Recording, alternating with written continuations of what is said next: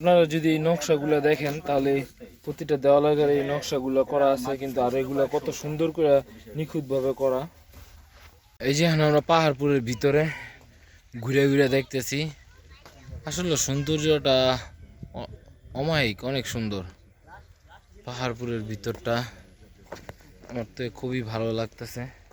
আর এগুলো আগে ছোট ছোট কক্ষ ছিল, এই যেগুলো আপনারা দেখতেছেন এখন তো মাটিতে অনেকখানি ডেবে গেছে, তারপরও কিছু কিছু আছে ধ্বংসাবশেষ যা দেখতে অনেক সুন্দর।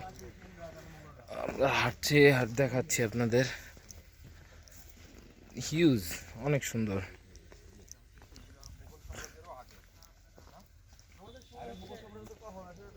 গিয়ে একেবারে পিছন সাইডটা, আর পিছন সাইডটা তো আরো বেশি সুন্দর।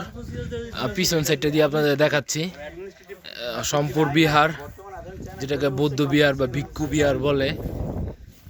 আমার কাছে প্লেসটা অনেক সুন্দর লাগতেছে এবং 30 টাকাতে এই জায়গাটা আসলে এক্সপ্লোর করার মতো। কেউ যদি না আসে তাহলে সে বুঝবে না।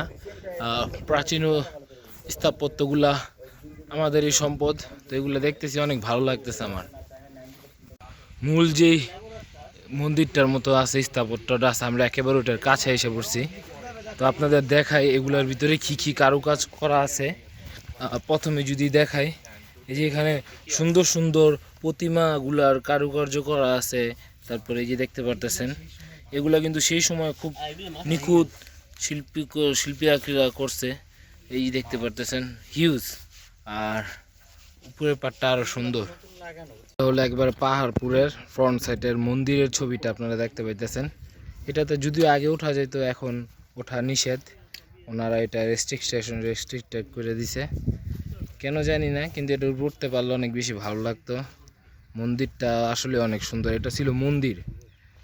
এই যে মন্দিরের ফ্রন্ট সাইড ভিউটা আপনারা দেখতে পাইতেছেন। এটার উপরে ওঠার কোনো রাস্তা খুঁজে পাইতেছি না, কিন্তু আমি উপরে উঠবো।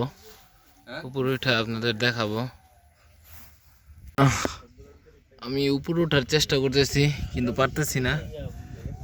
উপরে উঠতে অনেক কষ্ট হইতেছে। না না, উপরে উঠা যাইতেছে না, অনেকখানি উপরে উঠে গেছি। হলো বিহারদের ভিক্ষু কক্ষ। এইগুলা ছিল বিহারদের ভিক্ষু কক্ষগুলা। এই যে যেগুলো আপনারা দেখতে পাইতেছেন, এইখানে আছে, তারপরে এই যে এইখানে আছে, এইখানেও আরো অনেকগুলা ঘর আছে। একেবারে ঘর আর ঘর। এই যে এগুলো সব ভিক্ষুদের ঘর ছিল, এখন মাটিতে অনেকখানি ঢাকা পড়ে গেছে, কিন্তু এগুলো সব বৌদ্ধদের ঘর ছিল। একটার পর একটা ঘর সাজানো আছে, আপনারা দেখতে পাচ্ছেন অনেকগুলা ঘর ছিল, এখনো আছে কিছু কিছু ঘর ধ্বংসাবশেষ আর কি। এগুলা যেহেতু মাটিতে ডেবে গেছে, আমার মনে হয় এখানে অনেক বেশি গভীর ছিল, এখন মাটিতে অনেক বেশি ডেবে গেছে। একেবারে লাস্ট পর্যন্ত, একেবারে লাস্ট পর্যন্ত সব বৌদ্ধদের ঘর, অনেকগুলা ঘর। তো দেখতে সত্যি অসম্ভব ভালো লাগতেছে চারপাশটা। আর চারপাশটা খুবই নীরব। আজকে আমি এখানে অনেক নিরিবিলি পরিবেশ দেখে আমার অনেক বেশি ভালো লাগতেছে। এই পাহাড়পুরের বৌদ্ধ বিহারের কিছু গাইডলাইন দেওয়া আছে, কিভাবে কি হলো, চাইলে এগুলো আপনারা পড়ে দেখতে পারেন।